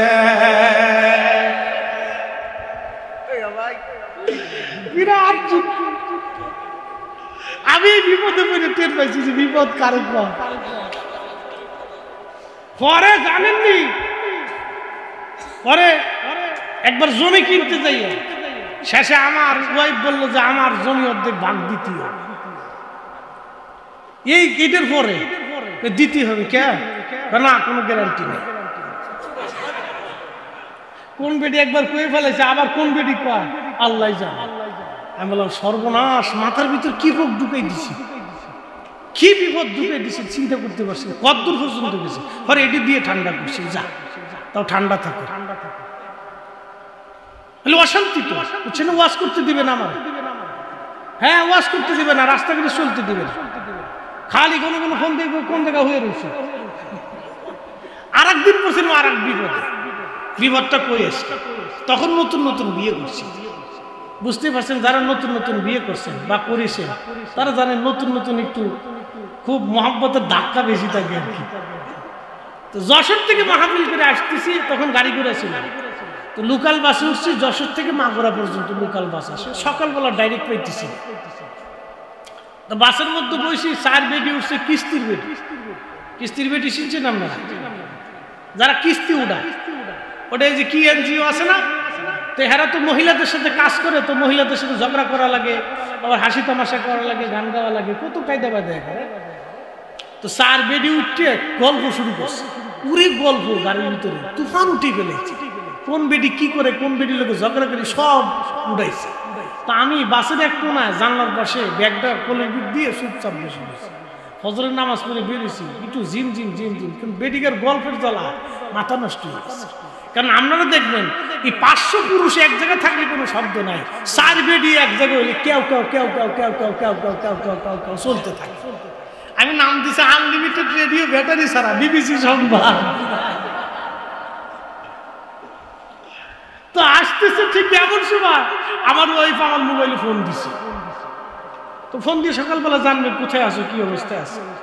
তাহলে আমি চিন্তা করি, আল্লাহ ফোন যদি রিসিভ করি তাহলে বেডি মানুষ কেউ কেউ কেউ কবে যে খুজুর মানুষের কোন বেডিকার ভিতরে বয়ে রয়েছে, বিপদ না। আবার যদি ফোন রিসিভ না করি তাও চিন্তায় থাকবে যে ফোন রিসিভ করে না, কোন ঘটনা ঘটবে, কি জ্বালা জ্বালা, নতুন বউ, বিপদ। পরে শেষ পর্যন্ত কয়েকবার কাইটি দিছি, কাইটি দেওয়ার পরে আবার ধরছি, ধরার পরে খালি কেবল করছি হ্যালো হ্যালো কর সাথে ওই প্রান্ত থেকে বলতেছে কি ব্যাপার, কোন বেডিকার ভিতরে তুমি বয়ে রয়েছে। আলো না বেডি না, বাসের ভিতরে বয়ে রয়েছি, কিস্তির বেডির উঠে চিল্লে পাল্লা করতেছে না, কিস্তির বেডি কে এইভাবে চিনলে নাকি, তুমি কোন বেডিকারে পানি ভরা দিতে তাই কর। কি বিপদ, এইটা ছুটাইতে আমার 1 মাস পর্যন্ত সময় গেছে, বুঝতে পারছেন? এই যে হাই হতাশ, এটা ওনাদের সৃষ্টিগত ভাবে হয়ে আসছে। আমাদেরকে এগুলি ট্যাকেল দিতে হবে। আল্লাহ আমাদের বুঝার তৌফিক দিয়ে সকলে বলেন আমিন। আদম শফিউল্লাহ তিনি ওই সময় স্ট্রং ছিলেন বিধায় পুরুষ জাতিরা কোনো সংবাদ শোনার পরে দেখবেন হাই হতাশ হয় না, তার আগে বিষয়টাকে নিরীক্ষণ করে পর্যবেক্ষণ করে এটা সৃষ্টিগত ভাবে আল্লাহ তৌফিক দিন। মুসলমান তসলিমা নাসরিন বলল, বেটারা দাঁড়ায় মুতে, বেডিরাও দাঁড়ায় মুতবে, এটা হয়নি আপনারা পান। হ্যাঁ, বেটারা দাঁড়ায় পেশাব করলে মহিলারা কি দাঁড়ায় পেশাব করতে পারে? এটাকে আল্লাহ ওইভাবে বানাইছে তাদেরকে, সৃষ্টিগত ভাবেই তারা আলাদা, সৃষ্টিগত ভাবেই আলাদা। অতএব তারা সালাতের পদ্ধতিও আলাদা, পুরুষের সালাতের পদ্ধতি আলাদা, নারীদের সালাতের পদ্ধতি আংশিক আলাদা। কিন্তু যারা আজকে নামাজ হয় তারা বলতেছে পুরুষরা যেমন নামাজ পড়বে বেডিরাও এমনি নামাজ পড়বে, পুরুষরাও জামাতে আসবে বেডিরাও জামাতে আসবে। তার মানে এমনি বেডিগারে ফুল প্যান্ট হাফ প্যান্ট ছুটাইতে পারতেছি না, এরপরে জামাতে আসলে স্বাস্থ্য ভাই খালাতো ভাই কুক দিবে, কুক কি কথা কন না কেন? যুবক পোলাখান মসজিদের বারান্দা ছাড়বে না, বুঝে না পাশেই তো আসতেছে, এই জন্য হযরত ওমর রাদিয়াল্লাহু আনহু বললেন কোন নারী জাতি মসজিদে আসতে পারবে না, কারণ ফিতনার জমানা, সব নারীরা ঘরে নামাজ পড়ো। আল্লাহর নবী বলছেন নারীরা ঘরে নামাজ পড়লে পুরুষের চাইতে দ্বিগুণ সওয়াব। একসাথে বলা যাবে সুবহানাল্লাহ, সুবহানাল্লাহ।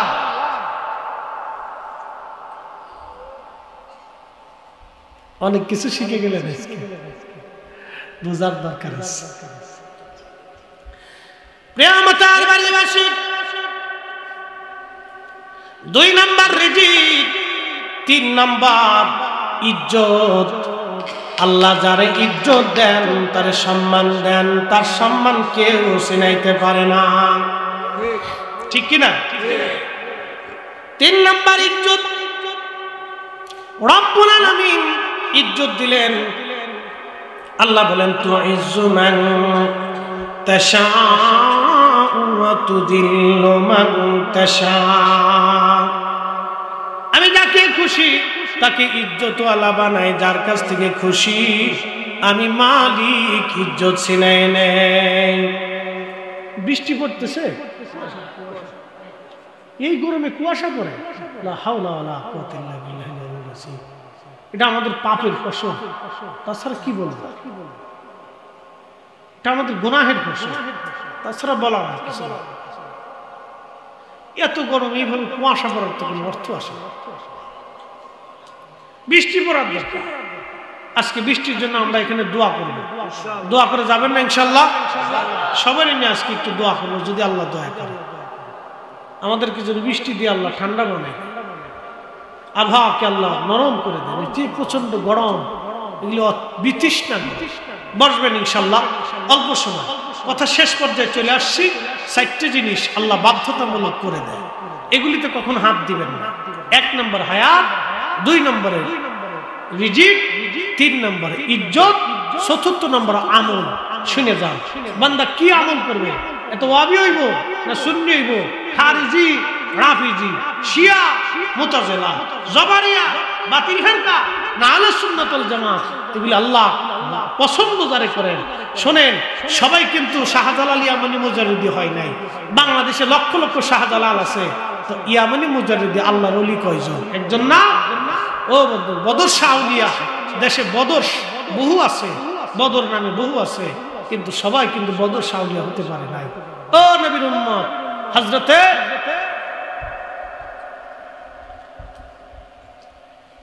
খান জাহান আলী কিন্তু সবাই হয় নাই, বহু খান জাহান আলী আছে, কিন্তু খান জাহান আলী কিন্তু সবাই হতে পারে নাই। হযরত জিবরাইলকে আল্লাহ বলেন, জিবরাইল 4র্থ নাম্বার তুমি লিখে দাও, সে কি আমল করবে, কি হবে সেটা তুমি লিখিয়া দাও। নবী বলেন, ও আমার উম্মতেরা, তোমরা দেখবা সারা জীবন একজন ভালো আমল করেছে, কিন্তু শেষ সময়ে সে একেবারে এই পচা গান্দা বেঈমান হয়ে কবরে চলে যায়। দেখবেন বহু যুবক আছে, বহু মুসলমান আছে, সারা জীবন আসল পদ্ধতিতে নামাজ পড়লো, কিন্তু এখন বুড়াকালে এসে সে লামাযহাব হয়ে গেছে, বুড়াকালে এসে সে নজদি হয়ে গেছে। কি কথা কর না কেন? সারা জীবন ভালো করছে, বুড়াকালে এসে নজদি হয়ে গেছে, লামাযহাব হয়ে গেছে। ছি, বদ আকীদা হয়ে গেছে। বন্ধু আমার খুব মনোযোগ দিয়ে, আবার অনেকে আছে সারা জীবন খারাপ কাজ করার পরে শেষ সময় সে তওবা করে এমন ভাবে আল্লাহওয়ালা হয়ে গেল, সে আল্লাহর দরবারে ক্ষমা নিয়ে তারপরে কবরে চলে যায়। যেমন বিশ্ববিখ্যাত আল্লাহর ওলি ছিলেন হযরতে বিশর হাফি রাহমাতুল্লাহ আলাইহি, সারা জীবন মদ পান করলেন, শেষ সময় তিনি আল্লাহর ওলি হয়ে কবরে গেলেন। বিশ্ববিখ্যাত আল্লাহর ওলি মালিক ইবনে দিনার রাহমাতুল্লাহ আলাইহি সারা জীবন মদ পাইছিলেন, শেষ সময় আল্লাহর ওলি হয়ে গেলেন। মালিক ইবনে দিনারের জীবনের ঘটনাটা বলে আপনাদেরকে নিয়ে দোয়া করব, খুব মনোযোগ দেন। মালিক ইবনে দিনার রাহমাতুল্লাহ আলাইহি বললেন, আমি মদ পাইছিলাম, আমি ট্যাক্স আদায় করতাম, সরকারি ট্যাক্স এনবিআর এর সদস্য ছিলাম, আমি ট্যাক্স আদায় করতাম, অনেক পয়সা সম্পদের মালিক ছিলাম, বহু টাকা আমি বেতন পাইতাম, রাষ্ট্রীয় কোষাগার থেকে পাইতাম, আমি নিজেও সম্পদশালী ছিলাম। আমার একটা ছোট্ট মেয়ে ছিল, কন্যা সন্তান, আমার সাথে সবসময় কাটাইতো, আমার খুব সে ভালোবাসতো, আমাকে ছাড়া সে থাকতে পারতো না। আমিও মেয়েটার প্রতি আসক্ত হয়ে গেলাম, ভালোবাসায় আমিও একেবারে পাগল পারা হয়ে গেলাম। আমি ছোট্ট মেয়েটাকে না দেখলে আমার ভালো লাগতো না। আমি একদিন বরাতের রাত্রিবেলা মদ পান করি, খুব মনোযোগ দেন মাতারা বাড়ির মুসলমান, বরাতের রাত্রিবেলা মালিক ইবনে দিনার মদ পান করতেছে, তাহলে কি পরিমাণে সে নিকৃষ্ট মানুষ ছিল। বরাতের রাত্রি মদ পান করতেছে, বরাতের রাত্রিবেলা মদ পান করে মালিক ইবনে দিনার বলেন, আমি যখন মদ খাই তখন এই ছোট্ট পেয়ালা ভরে ভরে মদ খাচ্ছিলাম, আর আমার ছোট্ট মেয়েটা হেঁটে হেঁটে এসে আমার মদের বোতলগুলি ফেলে ফেলে দিচ্ছিল, কচি হাত দিয়ে আমার ছোট্ট বাচ্চাটা মদের গ্লাসগুলি ফেলে ফেলে দিচ্ছিল। আমার এগুলি দেখে দেখে ভালো লাগতেছিল। ছোট্ট বাচ্চা দেখবেন দৌড়ে আসে, বাবার হাত ধরে, পা ধরে, চাম ধরে, চুল ধরে, দাড়ি ধরে, টেনে টেনে ধরে, চুল মাথা ধরে, কামড় দিতে চায়, বাবা মুখের মধ্যে মুখ লাগায়, এই বাবার ঘাড়ের মধ্যে চড়ে, বুকের মধ্যে চড়ে। এইগুলি দেখলে বাবার অন্তরে শান্তি লাগে, মায়ের অন্তরে শান্তি লাগে। মালিক ইবনে দিনার বললেন, পরের বছর আমি লাইলাতুল বরাতের রাত্রিবেলা মদ পান করতেছিলাম, কিন্তু মদ পান করা অবস্থায় আমি ডুকরায় ডুকরায় কেঁদে দিলাম। গত বছরও মদ পানের সময় আমার মেয়েটা ছিল, আজকে রাত্রিবেলা মদ পান করি, কিন্তু আমার মেয়েটা আর আমার কাছে নাই। 2-3 মাস আগে মাত্র আমার মেয়েটা ইন্তেকাল করেছে, আমার মেয়েটা মারা গেছে। অনেক দুঃখ নিয়ে মদ পান করে আমি ঘুমিয়ে পড়লাম। ঘুমিয়ে পড়ার পরে আমি স্বপ্ন দেখি কিয়ামতের মাঠ কায়েম হয়ে গেছে, বিরাট বড় মাঠ। এই বিরাট মাঠ কায়েম হয়ে যাওয়ার পরে শুধু লেলিহান শিখা, কান্নার আওয়াজ, চিৎকার আতকার, কঠিন বিভীষিকা, বিরাট বড় প্রান্তরে পাশ ওপাশ দেখা যায় না, জায়গায় জায়গায় আগুন জ্বলতেছিল, জাহান্নামের গর্জন কতই না কঠিন। আমি লক্ষ্য করলাম একটা বিরাট বড় অজগর সাপ আমার দিকে তেরে তেরে আসতেছে, আমার দিকে দৌড়ায় দৌড়ে আসতেছে আমারে কামড় দেওয়ার জন্য। মালিক ইবনে দিনার বলেন, ওই সাপ আমি দেখিয়া দ্রুত গতিতে আমি দৌড়ায়া পালাইতে লাগলাম, দ্রুত গতিতে আমি পালাইতে লাগলাম। আমি দৌড়াই কিন্তু সাপ আমার পিছে পিছে দৌড়ায়। আমি মালিক ইবনে দিনার দৌড়াই কিন্তু সাপ আমার পিছে পিছে দৌড়াইতে লাগলো। বহুদূর হাসরের মাঠের এক কোনায় দেখলাম এক বৃদ্ধ লোক বসে আছে, সুন্দর পোশাক তার গায়ে, শরীর থেকে সুগন্ধ আসতেছে। আমি বৃদ্ধের কাছে দৌড়ায় যা বললাম, বৃদ্ধ রে, তুমি সাপ থেকে আমারে বাঁচাও, এই সাপ আমাকে কামড়াবে। বৃদ্ধ ডেকে বলল, আল্লাহর বান্দা, এই সাপ থেকে বাঁচানোর শক্তি আমার হাতের মধ্যে নাই, তুমি অন্য কোথাও যাও, এত বড় শক্তিশালী সাপ ঠেকানোর মতো আমার শক্তি নাই, আমি খুবই হীন, খুবই দুর্বল আমি। মালিক ইবনে দিনার বলেন, দুনিয়ার মানুষ আমি দ্রুত গতিতে দৌড়াইতে লাগলাম, আরো সাপ আমার পিছে পিছে দৌড়ায় আমাকে ধরার জন্য। আমি দেখলাম মনোরম বিরাট বড় একটা প্রাসাদ দেখা যায়। ওই প্রাসাদের সুন্দর সুন্দর কামরা জমরত ইয়াকুত সোনা রূপা দিয়ে বানানো, খুবই দামি বিল্ডিং। এই বিল্ডিং এর ভিতরে হাজার হাজার লক্ষ লক্ষ ছোট ছোট বাচ্চারা খেলাধুলা করে। ওই বিল্ডিং এর পাহাড়ে একজন ফেরেশতা, দরজার দিকে আমি দৌড়ে যাচ্ছি আশ্রয় নেওয়ার জন্য। তখন ওই ফেরেশতা ডাক দেয়, বললে একজন আল্লাহর বান্দা বিপদগ্রস্ত হয়ে আমাদের বিল্ডিং এর দিকে, প্রাসাদের দিকে দৌড়ায় আসতেছে। ও বাচ্চারা, তোমরা বের হয়ে আসো, এই লোকের কারণে কোনো আমানত হয়তো এই প্রাসাদের মধ্যে আছে, এই ব্যক্তির কোনো আমানত এই প্রাসাদের মধ্যে আছে, বিদায় এই লোকটা এই প্রাসাদের দিকে আল্লাহ তারে ধেয়ে নিয়ে আসতেছে। তোমরা বের হয়ে সাপ থেকে বাচ্চা এই লোকটাকে বাঁচাও। তখন দরজা খুলে দেয়া হলো, আমি দৌড়াইয়া বিল্ডিং এর মধ্যে ঢুকলাম। ঢুকার পরে দেখি হাজার হাজার বাচ্চারা আমার দিকে দৌড়ায় আসে। আমি তাকায় দেখলাম আমার ছোট্ট মেয়েটা, যেই মেয়েটা মারা গিয়েছিল, ওই মেয়েটাও আমার সামনে এসে দাঁড়ায় গেছে।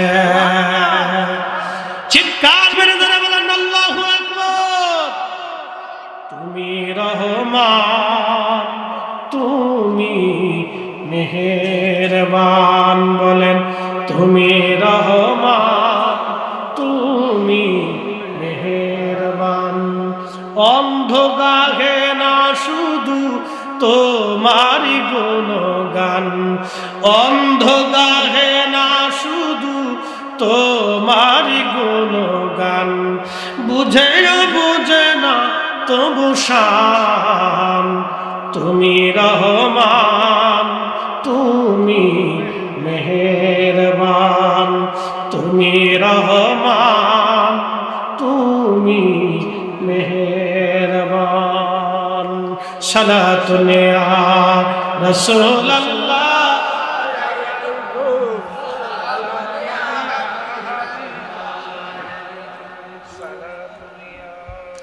হযরত মালিক ইবনে দিনার বলেন, আমার মেয়েটা ওই সাপটাকে দেখে ধরতে গেল, দ্রুত গতিতে সাপ পালিয়ে চলে গেল। আমি বসে গেলাম প্রাসাদের মধ্যে, আমার মেয়েটা আমার কোলের মধ্যে বসিয়া আমার দাড়ি ধরে ধরে টানতেছিল আর বলতেছিল, আব্বু এখনো কি তোমার সময় হয় নাই পাপ কাজ থেকে ফিরিয়া, অন্যায় থেকে ফিরিয়া তুমি ন্যায়ের পথে আসবা? এখনো কি তোমার সময় হয় নাই তুমি নেশা থেকে ফিরে আসবা? যুবকেরা, নেশা, জুয়া, নিকৃষ্ট কাজ থেকে যদি আপনি না ফিরেন, আপনার কপাল বিরাট বড় মন্দ। এ দুনিয়া অল্প সময়ের জন্য, সামান্য সময়ের জন্য আমরা দুনিয়াতে আসছি। এ দুনিয়া কিছুই না, এই দুনিয়া থেকে আমরা সবাই কবরে চলে যাব। মাতার বাড়ি গোরস্থান আছে না নাই? বাবাজি কত বছর আগের গোরস্থান? বয়স কত? গোরস্থানের বয়স কত হবে? এই গোরস্থানের বয়স কত? 200। আপনি হয়েই তো দেখতেছেন না, আপনি তো হয়ে, আমরা তো হয়েই দেখতেছেন। তাহলে আপনার বয়স কত? 70। তাহলে 200 বছরের আরো উপর। হ্যাঁ, আল্লাহ 400 400-500 বছর আগের গোরস্থান। যুবকদেরকে বলি, নেশা দ্রব্য যারা করেন, জুয়া যারা খেলেন, খারাপ কাজ যারা করেন, তারা শুনে নেন। এই 500 বছর আগে এই গোরস্থানের মধ্যে যারা সমাহিত করা হলো, আজকে তার অস্তিত্ব কবরের ঠিকানা পর্যন্ত দুনিয়াতে নয়। কবরের ঠিকানা পর্যন্ত হারিয়ে গেছে। 500 বছর আগে যারা কবর দিল তার কবরের ঠিকানা নাই, কবরের পাশে দাঁড়ানোর কোনো মানুষ আর তার নয়। ঠিক 100 বছর পরে আমাদের কবরের ঠিকানা হারায় যাবে। দুনিয়া অল্প সময়ের জন্য। মালিক ইবনে দিনার রাহমাতুল্লাহ আলাইহি ছোট্ট মেয়েটা ডেকে ডেকে বলে, আব্বা তোমার কি এখনো সময় হয় নাই? তুমি পাপ কাজ থেকে ফিরে আসবা। বাবা এখনো কি সময় হয় নাই? তুমি নামাজে আসবা। আব্বু এখনো কি সময় হয় নাই? তুমি রোজায় আসবা। আব্বু এখনো কি সময় হয় নাই? তুমি তওবা করে আল্লাহর দিকে ফিরে আসবা। মালিক ইবনে দিনার বললেন, ছোট্ট আমার মেয়েটাকে জিজ্ঞেস করলাম, মা রে ওই সাপ কিসের সাপ আমাকে তাড়া করতেছিল মা? তখন আমার মেয়েটা বলল, আব্বু ওই সাপটা হলো তোমার বদ আমল। সারা জীবন যে তুমি অন্যায় করছো, মদ পান করেছো, অন্যায় করেছো, অপরাধ করেছো, বদ আমল করেছো, নেশা করেছো। আব্বু এই বদ আমল হলো তোমার এই স্বর্গ। এই সাপ তোমাকে আজকে আল্লাহ রাব্বুল আলামিন এই সাপ দিয়ে তোমার আযাব দিত। মালিক ইবনে দিনার বললেন, মা রে ওই যে বৃদ্ধ লোকটার কাছে আমি সাহায্য চাইতে গেলাম, সুদর্শন সুন্দর পোশাক পরা, সুগন্ধ, এই বৃদ্ধ লোকটা কে রে মা? বলতেছে, আব্বু এই বৃদ্ধ লোকটা হলো তোমার নেক আমল। তুমি তার দুর্বল করে রাখছো, তোমার আমল নাই, নামাজ নাই, রোজা নাই, আমলটাকে তুমি দুর্বল করে রাখছো বাবা।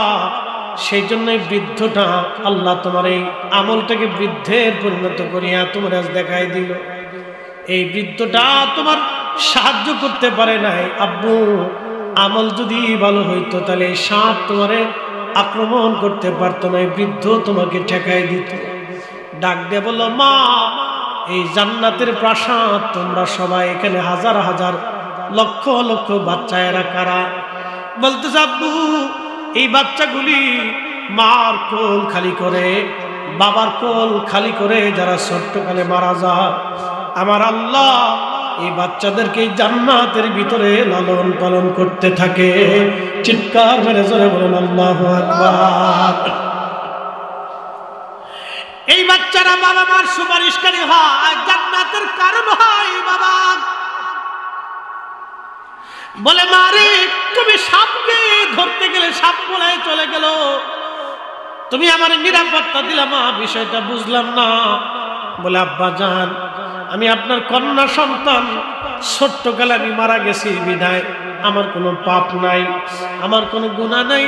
আমরা ছোট্ট যারা দুনিয়ার থেকে কবরে চলে আসি, এই বাচ্চাগুলি বাবা মার জন্য সুপারিশ করনেওয়ালা হয়ে যায়। যেই বাবা মা বাচ্চা মারা যাওয়ার পরে ধৈর্য ধারণ করে, এই বাচ্চাগুলি কিয়ামতের ময়দানে তার জন্য সুপারিশ করনেওয়ালা হয়ে যায়।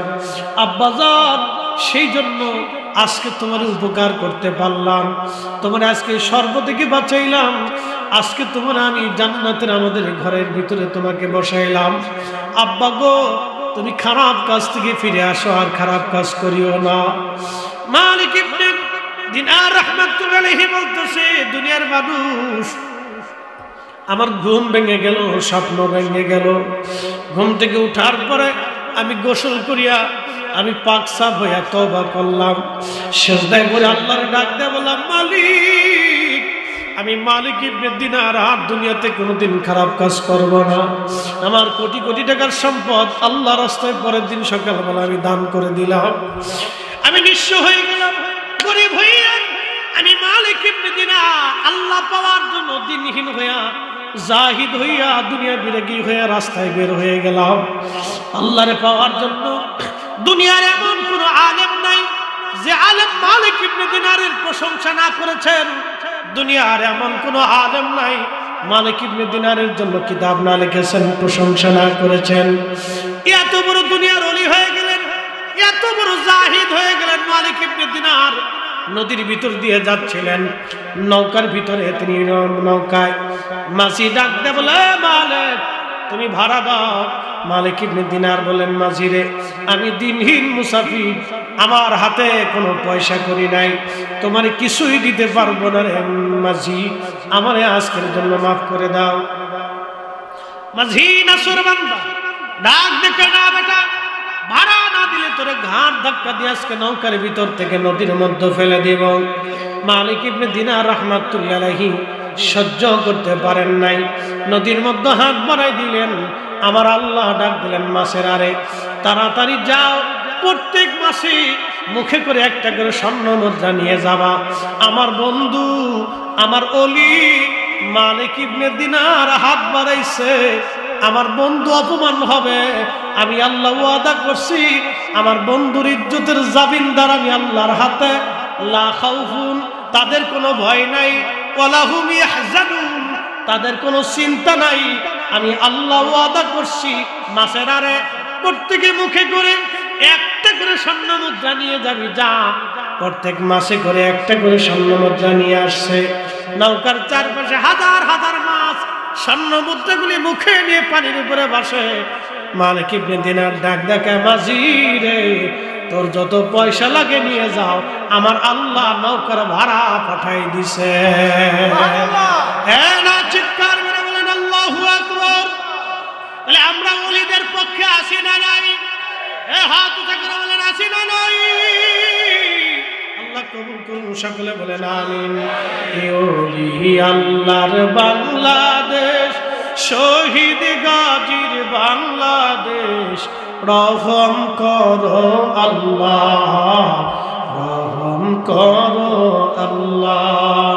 এ শাহজালালের বাংলাদেশ, শাহ মখদুমের বাংলাদেশ, রহম করো আল্লাহ, রহম করো আল্লাহ। এসেছেন যত নবী সকলের ইমাম, সালাম নবী তোমায় হাজারো সালাম ইয়া নবী।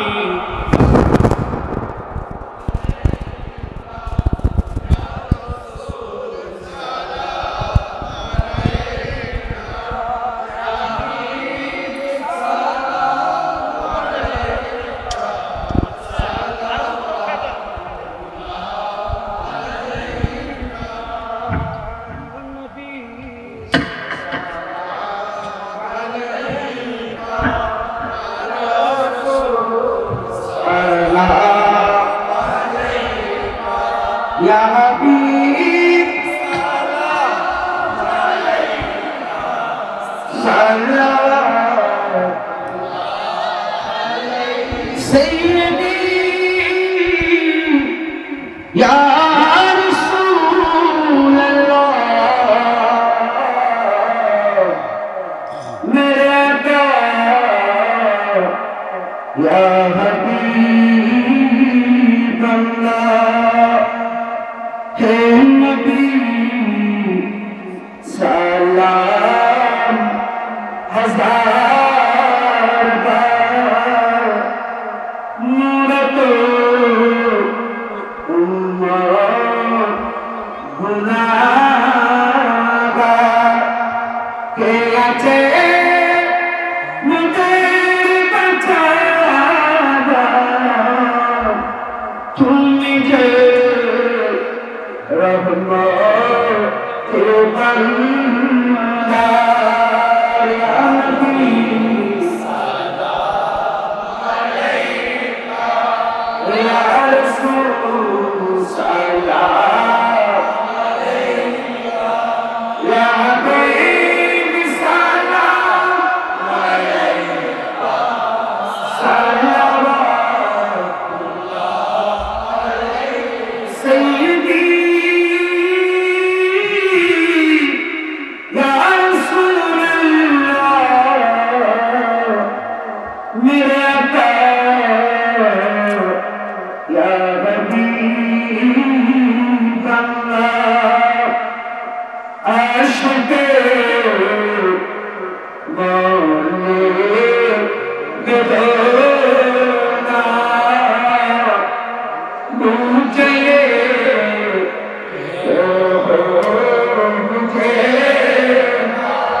Shunayne